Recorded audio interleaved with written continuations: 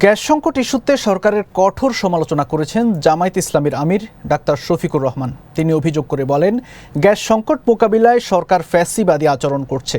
একই সঙ্গে তিনি জানান, জনগণের অধিকার ক্ষুণ্ণ হলে 11 দলীয় জোট রাজপথে প্রতিরোধ গড়ে তুলবে। বুধবার জাতীয় মসজিদ বায়তুল মোকাররমে আয়োজিত 11 দলীয় জোটের সমাবেশে বক্তব্য দিতে গিয়ে ডাক্তার শফিকুর রহমান বলেন, সাম্প্রতিক গণ অভ্যুত্থান কোনো একক রাজনৈতিক দলের অর্জন নয়, এটি ছিল জনগণের সম্মিলিত আন্দোলনের ফল। তার দাবি, সরকারের কর্মকাণ্ডের কারণে সেই আন্দোলনের অর্জন ধীরে ধীরে নষ্ট হয়ে যাচ্ছে। বিএনপির সমালোচনা করে তিনি বলেন, দলটি জনগণের কাছে নিজেদের ভাবমূর্তি ক্ষুণ্ণ করেছে। পাশাপাশি তিনি হুঁশিয়ারি দিয়ে বলেন, দেশের মাটিতে নতুন করে কোনো ধরনের ফ্যাসিবাদ প্রতিষ্ঠার সুযোগ দেয়া হবে না।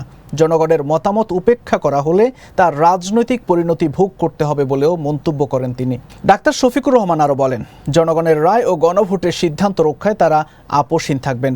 একই সঙ্গে শিক্ষাঙ্গনেও নতুন রূপে ফ্যাসিবাদের প্রভাব দেখা যাচ্ছে বলে অভিযোগ তুলে তিনি এ বিষয়ে সতর্ক থাকার আহ্বান জানান।